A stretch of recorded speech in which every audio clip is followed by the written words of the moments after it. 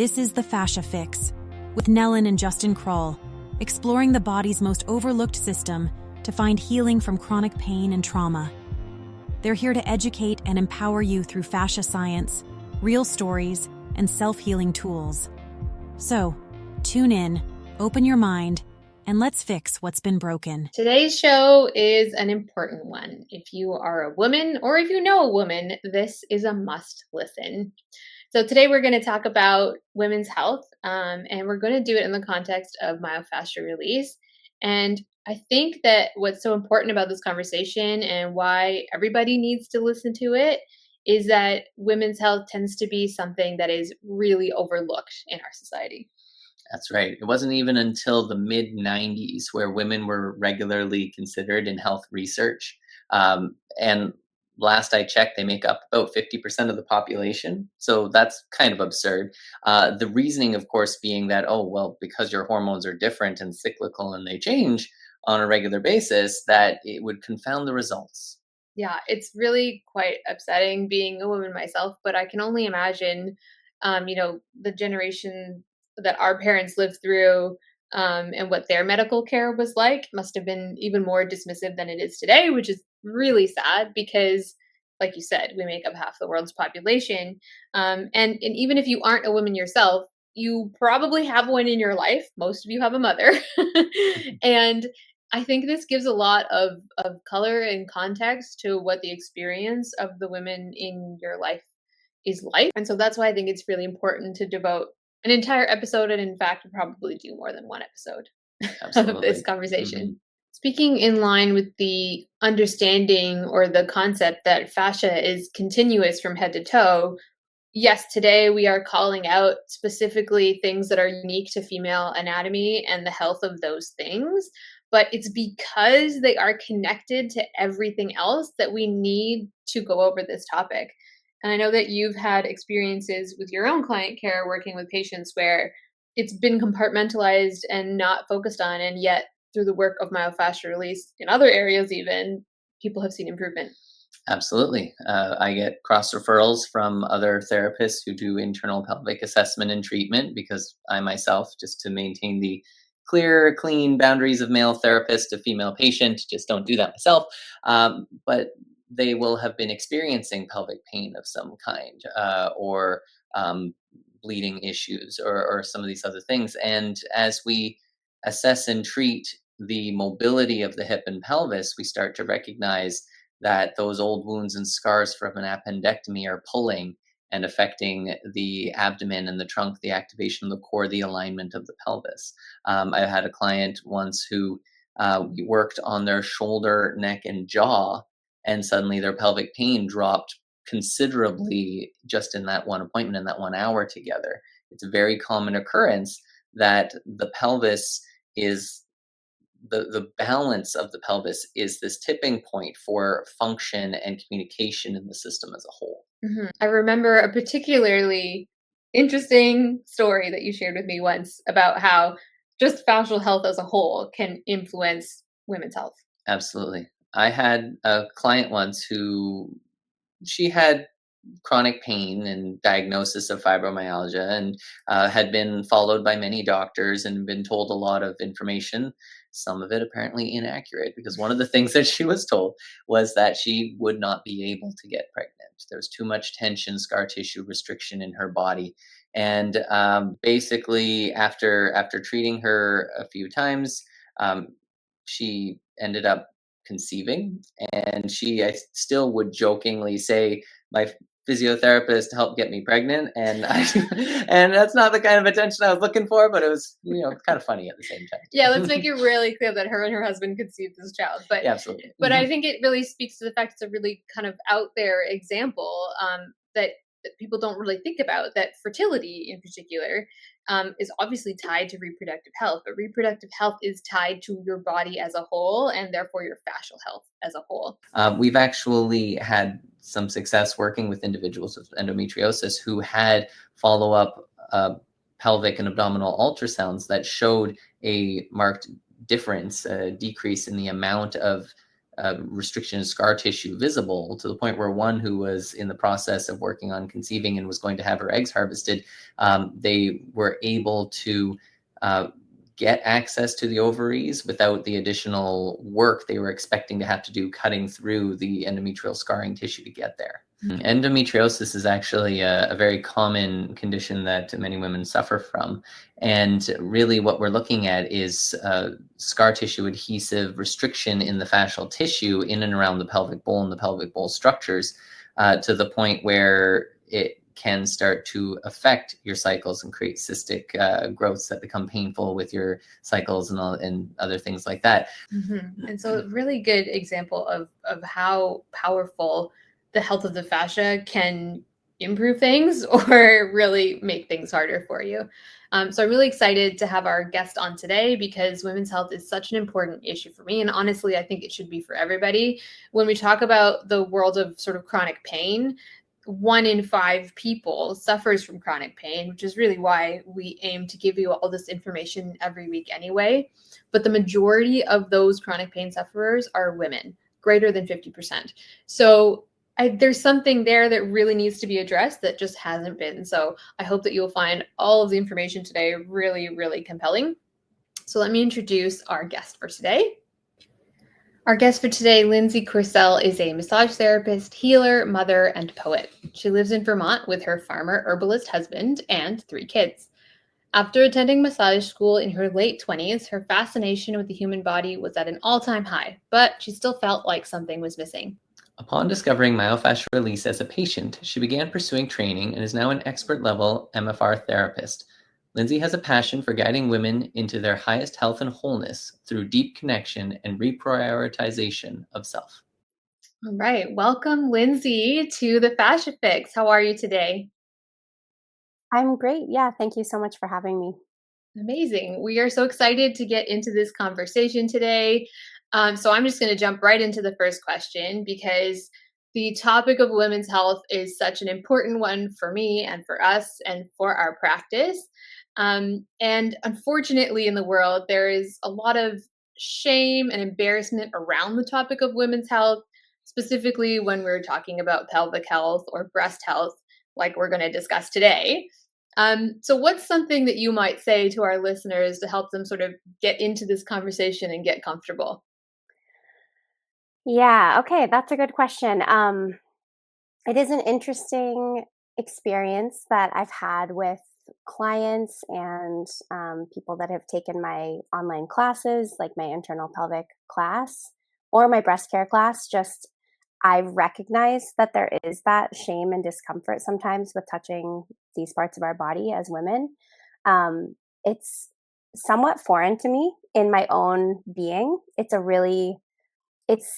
it's interesting being now, like a decade into this work and having to remind myself over and over again that this is very new for a lot of people to think about someone using therapeutic touch in their internal pelvis and why that would be important. Because like at this point for me, I'm like, oh my gosh, isn't it obvious that isn't it obvious that women need this kind of work and like why?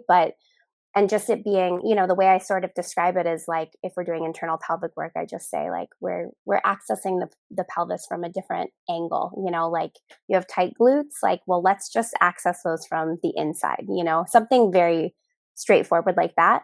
But I've been reflecting on this because I've had friends and clients who have been really terrified to touch their own bodies. And I really wanted to kind of like dig into that and see what is that all about. And eventually I just got to this place of recognizing that like that wasn't really ever a thing that luckily my mother just, I think instilled in me a comfort with my own body and she had a comfort with her own body too. So I definitely think this is something that we hand down as parents. And I see it a lot with my own daughter. She's 9 and she's starting to ask questions about her changing body. And I really have always tried to be as straightforward with her as possible about what's going on with my body and, our cycles as women and that sort of thing. So I don't know if that answered your question, but it is definitely something that I have a lot of curiosity around, and I don't know what the answer is. I don't know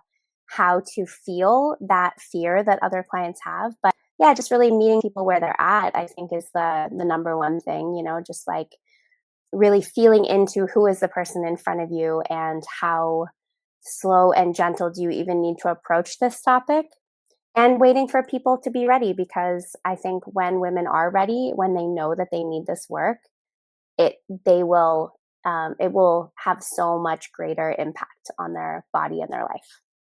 I think the important thing for listeners at home to recognize as well is oftentimes we've never been touched without some sort of ulterior motive in mind, Hmm. right? You're touching because you're wiping because you're going to the bathroom. You're touching because your partner is initiating, intercourse, something like that, right? Like it's the idea of touch for the sake of touch for connection. Yeah. Mhm. Yeah. Totally. That's such a good point. And yeah, I think it is such an amazing, I mean, for me in my own life, I think just exploring my own body through touch, and just, we all, the three of us know what the fascia can hold. And so just knowing that there's this potential access point in the body, in for women in the pelvic bowl, I really feel like our pelvic bowl really holds so much. And I just see time and time again with my clients that their bowl is at capacity. They're holding on to all old traumas. They're holding on to, even like as a busy mother, I can feel it in myself sometimes when it's like just taking a little bit of that pressure out of the system. And especially in the pelvic bowl, like, oh, how much freer we can be when we feel a little more fluid through our pelvis, when our bony pelvis is aligned, when we're not, like clenching our butt, those sorts of things. Yeah, but I think that's the thing, right? It's like um, we need to meet people where they're at. We need to help them understand why this type of therapy can be helpful in the pelvis or in the breast. I was telling a story recently to one of my clients about a woman who she'd had a lumpectomy in her breast, and then she had really terrible neck pain. And I said, well, we might want to work with that breast scar. And she was just like, why? Like, that makes no sense to me. The pain is in my neck. And I'm like, well, yeah, they're only about a few inches apart, like, just this is the thing at this point in my life, is like reminding myself of that beginner point of view, and knowing that not everyone knows how connected the body is, even though for me that's just like, I kind of take it for granted at this point that it makes so much sense to me to think of our body as one and fully connected, that it's hard for me to put myself back in that place of not knowing. No, and there was a time when I didn't think of the full connection of the body. So I can get there, but I have to really be consciously thinking about that.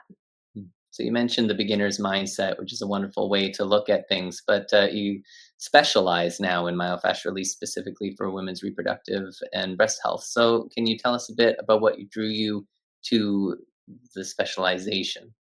Yeah, well, I would say that I actually have a pretty full practice with men and women, but I do feel like I'm sought out for that work because there just aren't very many therapists around that are working with women's bodies in that way.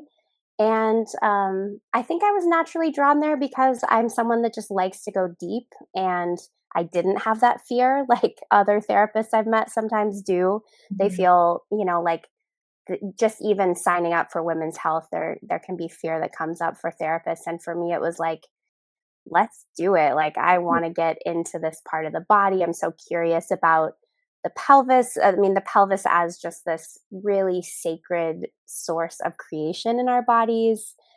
I love pregnancy and birth. I love the womb, so I feel like I've always been kind of drawn there. But I would say some of the more particular reasons that I feel like I want to specialize in this is just because of my own history of trauma. And, that includes things like, I mean, there's a range of things as a woman. I just feel like Mhm. most modern women have some amount of trauma in Mhm. their pelvic bowl, especially. Mhm. Um, and breasts as well. But for me, with my pelvis, there have been multiple situations. I had um, sexual assault, sort of non-consensual experience like that I've healed, and cervical dysplasia. And so it's like, I feel like my body had a lot to work through, and that helps me to identify with my clients as well. Same with my breasts. Just breastfeeding my son was really challenging, my second baby. Mhm. And I also had so much fear come up around my breast health. I think because I had chronic blocked ducts, I started to fear that there was something really wrong with my breast tissue. And that's when I really learned how to work with my own breasts. And I feel like that helped me work with the breasts of my clients. And these parts of the body that are just, they are just ignored, and they're so important, and so much the source of, like, breasts, I think of just the source of our nourishment, that our nourishment from our mothers, but also as a mother, it's the nourishment I give to my babies. And I think even if you're not a mother, or even if you're not breastfeeding, it's the part of our body connected to our heart. It's the first part of us that enters a room. It's like very much like, I'm a very heart forward person. And so I've just always thought that this part of the body is really sacred. And yeah, I'm sure there have been other traumas and experiences I've had too, but those are a few that come to mind where, just working through those, I came to understand that this is a place, the pelvis and the breast and the heart space is just a place that I love going deep there. I love and when I say going deep, I just mean more like emotionally. I love Mhm. holding that space emotionally, and allowing people to really transmute their trauma and have it be this beautiful process where they can finally let their emotions move. And I don't know if you saw in this MFR Insight group that John recently posted about emotion coming from a Greek word meaning to move, which I didn't realize. Mhm. But I just love that, like, we need that energy to move through our bodies. And if we don't, it can be so stuck and stagnant and stiff and solid, and just really prevent us from being the fluid people that we're meant to be, and prevent us from allowing that, what I consider like God or source energy, to kind of flow through us and allow us to hear our calling of what we're supposed to do in this world. I feel so lucky to have found my calling, and be so happy with my life. But I know that for people that don't have that some of what could be holding them back is their fascia. Mhm. Absolutely. And I like that you brought up that piece of trauma. That's something that we've discussed a few times on this show already. We know as MFR therapists that trauma is stored in the fascia, and that actually a lot of therapists come to this work because of their trauma.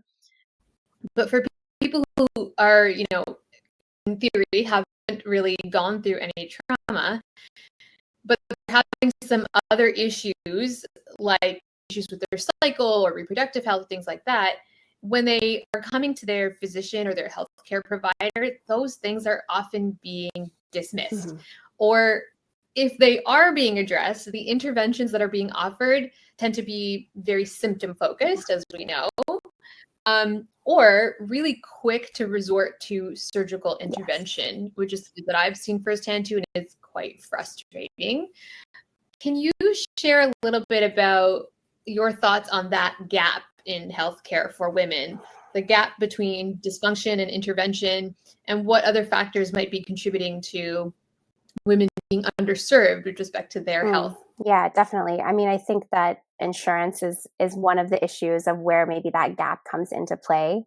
Women are just so much more likely sometimes to seek care from their physician and then go that route where their insurance covers a hysterectomy, for example, without really much thought about what that actually means for their body. And certainly there are women who are excited to have that procedure done. For me, that is so sad. And I think just speaks to our disconnect from our bodies as a whole, and especially from our wombs.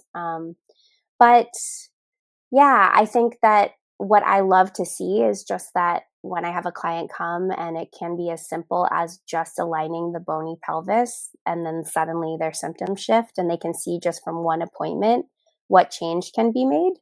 And that gap, I have more physicians now that are telling their clients about me, or at least referring them to some other sort of more alternative therapy or physical therapists and things like that. But it's really, I think, just mostly just speaks to that disconnect with our own bodies, and goes back generations from what I can see. Um, this is where I think, like, as for you, Nellen, like as a mother, like, and you too, Justin, as a father, but it's like just being able to teach our children about their bodies, and um, I think that can go really deep, So that's teaching girls, for example, about their cycle so that they know. So things like that. Um, and then of course just leaning into our own intuition too, because I really feel like when the pelvis is aligned and the uterus is aligned and everything can flow through that part of our body, I think as women, we have more sense of our intuition. And when we have more sense of our intuition, then we can go to a doctor and we can receive whatever, any sort of diagnostic test that they do. We can receive the information that they give us and choose our path. We don't have to hear what they tell us from their like Western medical model and necessarily go the route that they are recommending. So, for example, for me, like having cervical dysplasia, basically what happened to me was after giving birth to my daughter, my oldest daughter, she's 9 now. I had a Pitocin induced. I went to 42 weeks. It was like, they cut me off. I was going to a birthing center with midwives, but it was still, fairly medicalized. And so at 42 weeks, it was like trying to induce labor and then using Pitocin. And it was a really, really challenging first labor experience for me, as many women have. I was able to birth her vaginally, but I felt so broken afterwards. And I felt so many old patterns, those subconscious holding patterns coming up. One was just being really hard on myself and just feeling like I didn't do it right. I didn't do good enough, with my birth. And that really needed to be unwound from my tissue. And I think that the cervical dysplasia, which is basically just abnormal cells on my cervix, I think that came about it as a way to encourage me to get to know my body better. My questions to the doctors was kind of like, well, this has been in my body for a long time. Why is it showing up now? Why am I just now having cervical dysplasia? And I was able to trust my intuition that what they recommended was a LEEP procedure where they sear off the end of your cervix. And I was able to trust my intuition that no, that is absolutely not what my cervix needs right now in this. I was maybe a year postpartum and I was like, I'm still healing from this birth that I had, like I need to do deeper healing work instead of going and having this surgical procedure. And I wanted to have more babies, and I just didn't want to take the risks of that sort of intervention. And just even the idea of it just gave me such terrible feeling in my body, to think of burning off the end of my cervix. Basically, I was just like, no, I don't want that. And so I went the alternative route. I did body work. I received a lot of myofascial release. I learned how to touch my own internal pelvis and was able to heal from that. And I trusted my intuition. I did another colposcopy, which I can't even wrap my head around why I chose that. But I think it was just the fear of cervical cancer, which is a real fear. And when they checked, it was totally cleared out of my system. And if I had not known what I know and basically been taught, I think, by John Barnes to just trust my intuition, I would never have gone that route. And I don't know what my life would be like had I chosen the LEEP procedure. And, if I had subsequent pregnancies, if I would have had challenging labors or anything like that. But it did feel like this moment of like, okay, this is what it's like to really trust my intuition and take the information that the doctors give me and choose my own path and not feel forced into anything. And even when I went into a procedure like a colposcopy, to do that with power in my body, I counsel my clients in this as well. If they go for, a cone biopsy or something that is fairly invasive, they can go into that. And even if they were going for a hysterectomy, they could go into that with the power of making that choice, as opposed to going into it feeling like this is something that's being done to their body that they have no choice in. And I think that that is a really important aspect of when we're choosing those more invasive procedures. I think it's so important that we go into it with that mindset. Yeah, I agree. And I think that what you described, that lack of intuition or a lack of trust of your intuition, is what underpins a lot of medical issues that we see today, and also misdiagnoses and unnecessary procedures. So that is incredible, that story you just shared about trusting your intuition in that way, because of course cervical cancer, a big C cancer, like that is a scary thing for anybody. Yeah, it really is. And I think that's my goal when I'm working with my clients and they're having to navigate these decisions is it's of course outside my scope of practice to tell someone whether or not they should have a LEAP procedure. But for Mhm. me to just offer that there are ways that we can devote ourselves to our bodies and see what happens. In most cases there's time. We have time. It's not like we have to make this quick urgent decision, whereas I think often the medical doctors do push things and don't give very much space for that consideration and that time of just listening to your own body. But I feel like I always want my clients to know that if they choose a surgical procedure, that I understand that they're making that choice and that I support them in that, but to provide them with some alternative options. Mhm. And the challenge for me is when I know the person in front of me, my client, is someone who is just at capacity, for example, like with their mothering, with their work, whatever it is.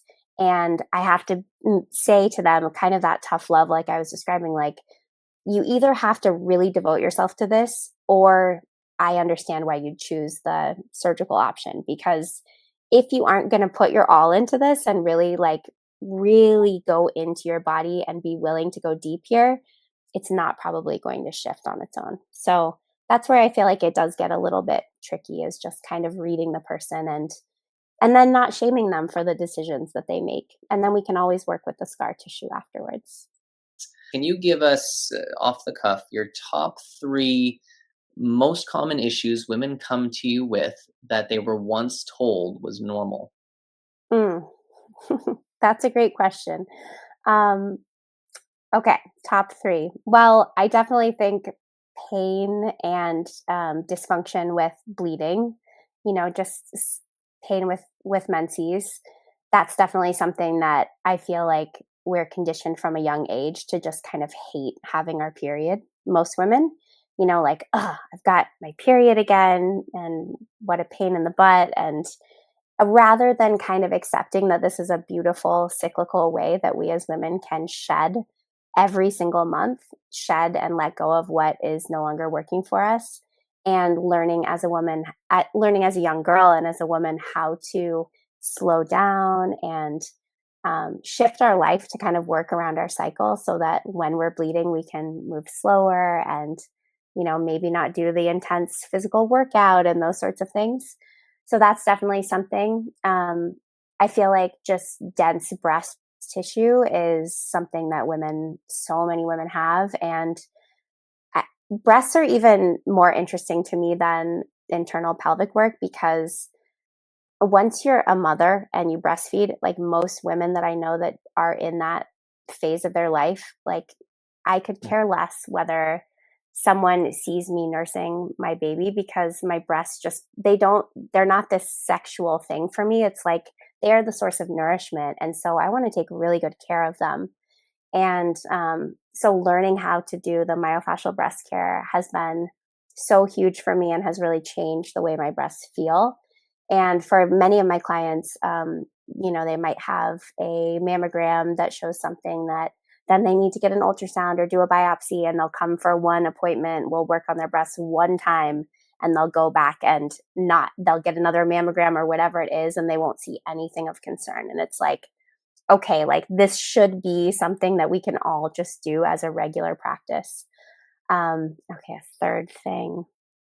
I mean, definitely also like pain with intercourse. I think that that's just something that so many women struggle with. And doesn't have to be that way. And I think that's just the perfect opportunity. You certainly can have your partner learn how to do that work, but even for yourself as a woman to just be able to touch yourself just with therapy in mind, just with healing in mind, and as a way to just kind of open yourself up to the stories that your body's holding on to or the trauma that your body's holding on to.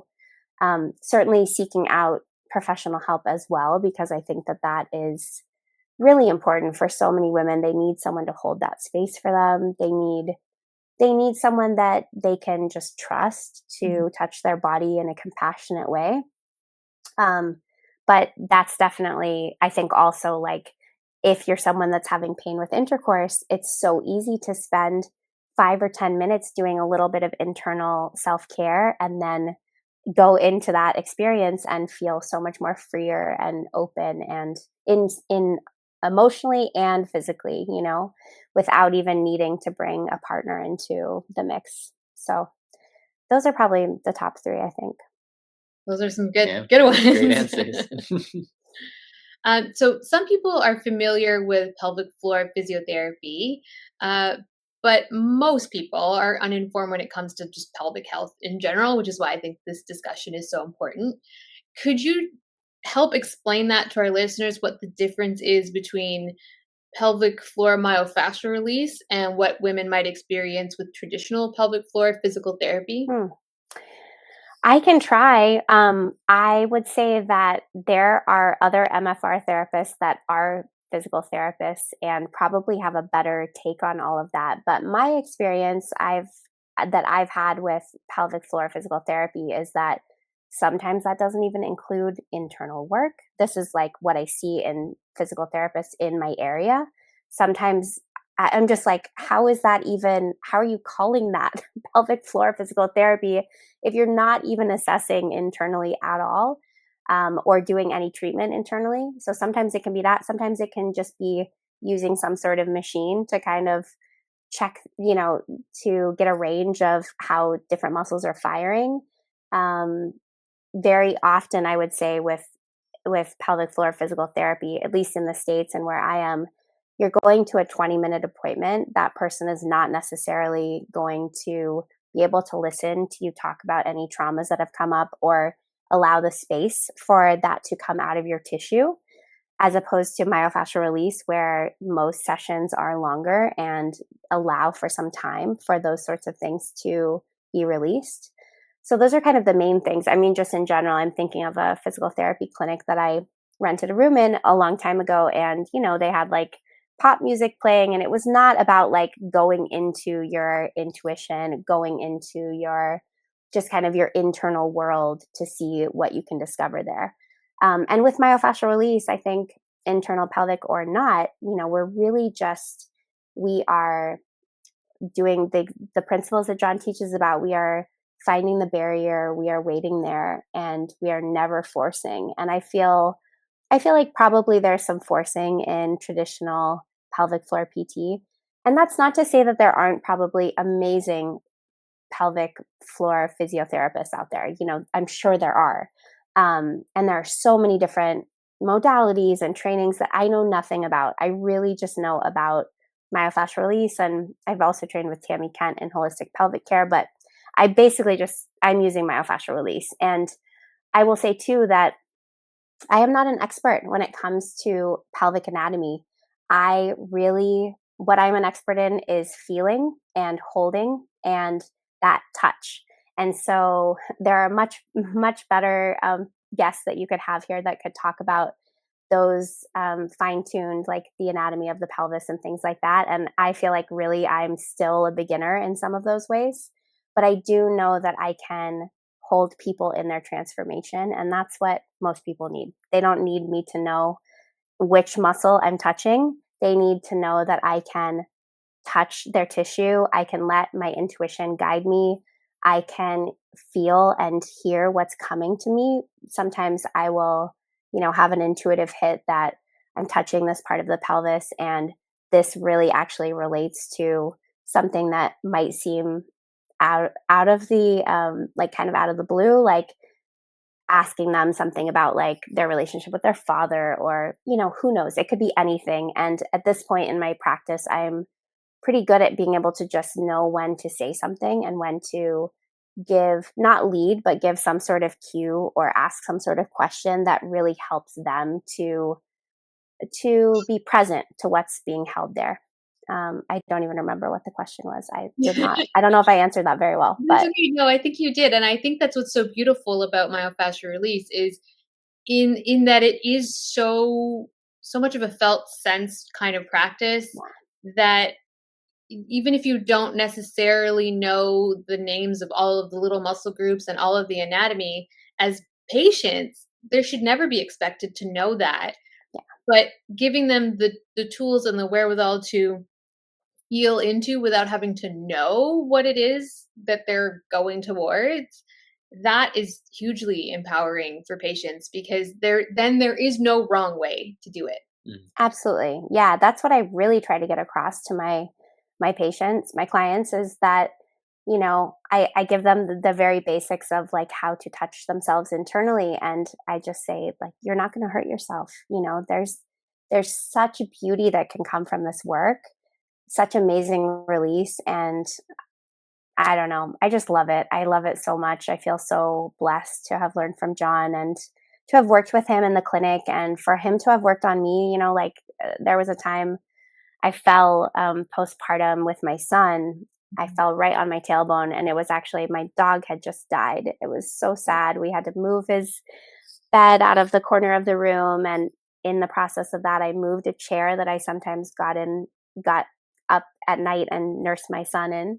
And so I went in the middle of the night with my 1-year-old son and was about to sit in this chair, and the chair wasn't there, and I fell right on my tailbone, and of course worked on myself immediately afterwards. But when I saw John last, which was in 2022, and did my second skill enhancement seminar with him, which is where you work in the clinic with the therapist there, including John, and he worked on my tailbone, and I feel like without that, there are a couple times of having John work on my body that I'm like, without that, I just don't know where I'd be. I don't know if I would have been able to align my own tailbone. And I really feel like the tailbone is such a rudder that like steers us in the right direction in life. So when it's off, I think it can be challenging to just kind of know which direction you're going. So I'm really, really grateful to John and all the people that I've learned from. For our listeners, the key that we're getting at is that it's all about the movement, the fluidity of motion, the connection to the motion. We tell this to our clients all the time, right? You don't have to be an expert in your anatomy, your physiology, or exercise. It's really just from a neurological perspective, we program muscle activation in groups. Right? You don't have, bringing this to, the arm or some other joint. You don't have, okay, I'm going to turn on my biceps this much, and then I'm going to turn on this muscle that much. It's patterned as a fluid motion. And in the pelvis, that fluid motion, those muscles of the pelvic floor, like a funnel, it's like an elevator. It moves kind of up and down with breath. It's part of the core piston, right? So when you have these kind of impact traumas to your pelvis, to your head, something that really jars the system, that torsion often creates a short, tight, dysfunctional pelvic floor. So traditional exercise-based pelvic floor therapy, where you're going in and you're trying to strengthen the muscles doing Kegels or something to that effect, at the absence of good soft tissue care, you're trying to tighten a muscle that's already in a dysfunctional tight fist and doesn't have the capacity to tighten any further. It's like trying to squeeze your fist harder. It's not going to go anywhere. Right? So this is definitely a missing piece for a lot of people who've had some sort of impact trauma or injury. And that's the piece that I left out, but is so common with pelvic PT, is doing exercises. And that's not something that I do in my practice. I teach self-treatment techniques, but I think that I like people to just know that when we're doing that internal pelvic work, it can be pleasant. It doesn't have to be this terrible, painful experience or leave them feeling disempowered. I want them to feel like they can leave. And I've had women tell me, I just suddenly feel so much more embodied in my pelvis, or so much lighter. I don't know if you hear that a lot, but I hear a lot of people say they feel lighter after we do that work. Just think you don't have to hold on to so much in that part of our body. You're right, and that's a great point because we do hear that with any kind of MFR we're doing for anybody in any part of the body, that it seems to be the number one response is they do Yeah. feel lighter. And I've experienced that myself getting treatment too. But I'm curious on the more tangible side of things. What are some of the experiences or outcomes that your patients have been able to achieve with pelvic floor myofascial release? Lots of different things, but certainly just less pain and more comfort in their bodies, and things like less pain with intercourse. It's just interesting. I was reading through testimonials from my head, neck, and jaw class, and I saw one that said, I've had pain free sex for 2 weeks after this. So it's just speaking to the fact that the myofascial release can be anywhere in the body and still have these effects. But and certainly when I'm having people come for internal pelvic work, I am working on the whole body too. So it's not like they come for a session and I'm only working with the pelvis. But yeah, it's certainly just those kind of basic, um, you know, bettering their quality of life because they don't have pain. They can move more freely. They don't have dysfunction. Um, some of the more interesting ones, I think, are when people, like I said, have so much more embodiment in that part of their body. Like suddenly it's as if they've come home into their body. There are a few people that I can think of really particularly. One who had trauma as a 4-year-old, and this woman, she was in her 40s, had really terrible incontinence, like heavy duty pads all day long, sort of thing, just leaking all the time. And when I kind of tugged at her ankles to feel, just to feel up the chain of her body, it was very loose and interesting to me because it was like there just wasn't tone throughout her body. And I didn't even do internal work. I just actually worked on the pelvic diaphragm, just kind of sandwiching my hands around the sacrum and above the pubic bone for people that don't know what that means. And I just held there and we did a little bit of visualization, and she had a moment where she said, "Oh my gosh, I feel like I'm alive now in my pelvis." And when I went to tug on her ankles again, it was so different. There was suddenly tone throughout her body. And that's where I have a lot of curiosity around the consciousness running through the microtubules in the fascia, because I just think like, wow, like what does that mean when we've just kind of left a part of our bodies? And, for this woman, it was as if she totally checked out in her pelvis and was just not present there for such a long period of time in her life, and eventually had this incontinence show up, and then suddenly was able to just become alive again in that part of her body. And so those kinds of experiences are always just beautiful. But mostly I'm always amazed at the different kind of layers of trauma that women are holding in their pelvic bowl. And it could be something also totally unrelated to that part of their body. It could be just something about, something about their parents and their childhood. It could be something totally unrelated, but certainly like healing birth trauma.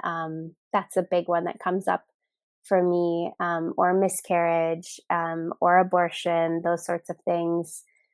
Yeah, I think, yeah, there's a lot of different ways that I see that healing happening, but it's always really beautiful and profound. So, a lot of our conversation today is new territory for many listeners. Some are aware that pelvic health may need to be addressed when they experience, for example, bladder leakage after childbirth, but you promote addressing this much earlier in life, before puberty. Can you explain what sorts of things parents of teenagers should be aware of as their daughter is entering this stage of life? I am just starting to learn about that. I feel like that's my that's the next horizon in my parenting journey, as my daughter is 9. But it was interesting, I was recently talking with her, and she was telling me that one of her friends, something about like one of her friends didn't know what a tampon was. It's this whole conversation. I'm like, wow, there's a lot that a lot of I think just because of the way our parents raised us, we will kind of bring that forward to our own children, right? So I think just getting really comfortable with our own body so that we can teach our children about their body.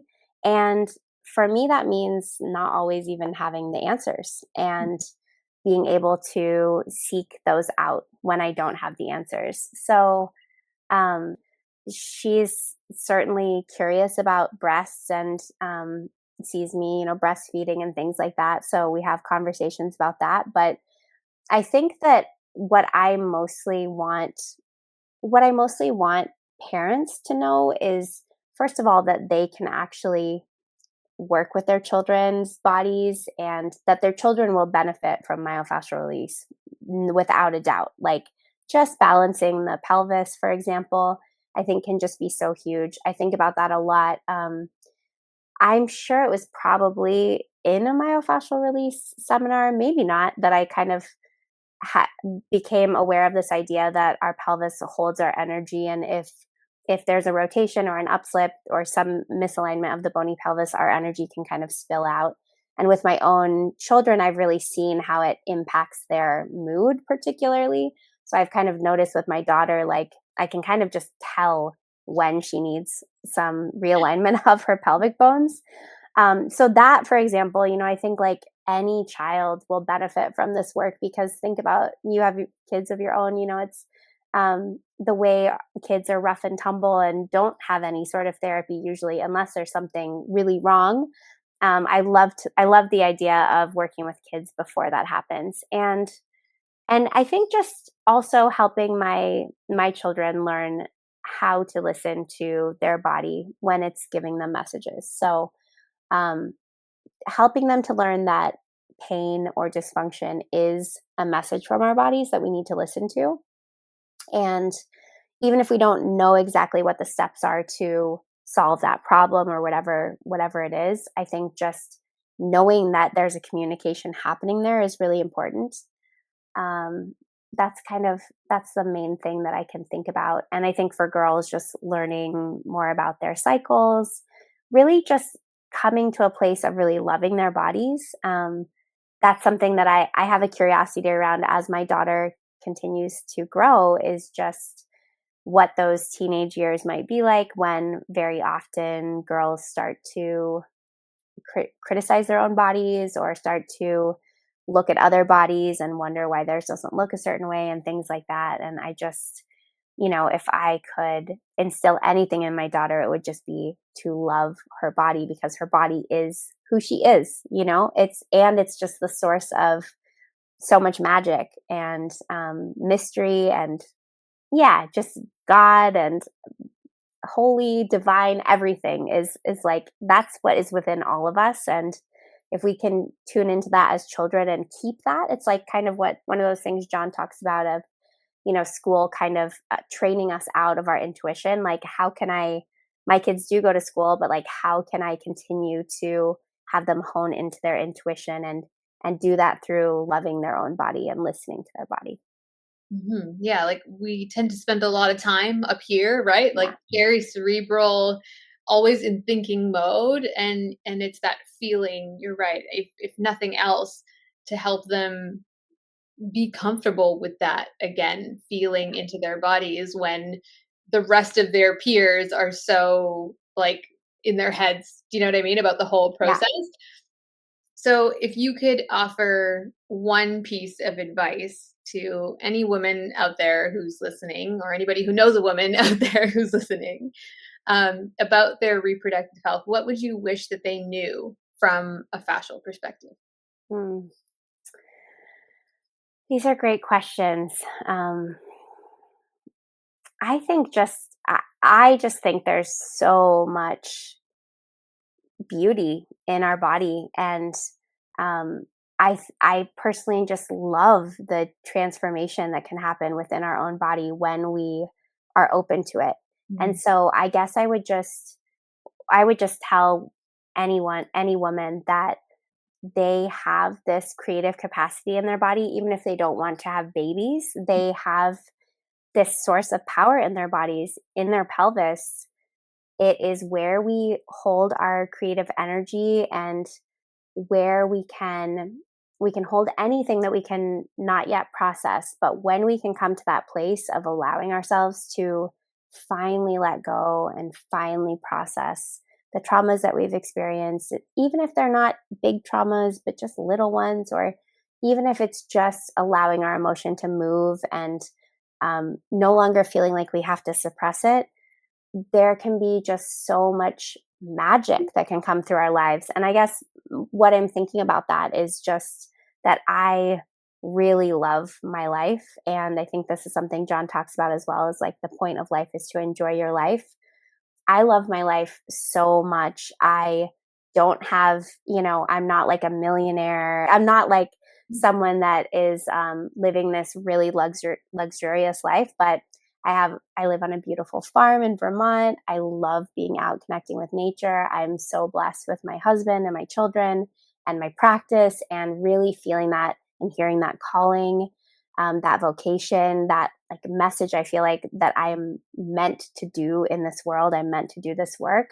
And that is what is possible when we can free up the space in our pelvic bowl, when it's not just full of all the stuff that we're holding, whether that's like the stress of every day or our old traumas or whatever it is.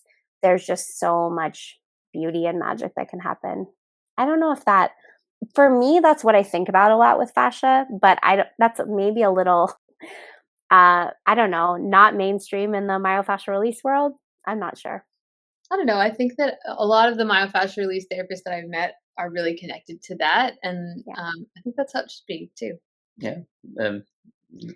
Find your joy and whatever that looks like. And what you'll find is your life will grow to fit what makes you feel fulfilled.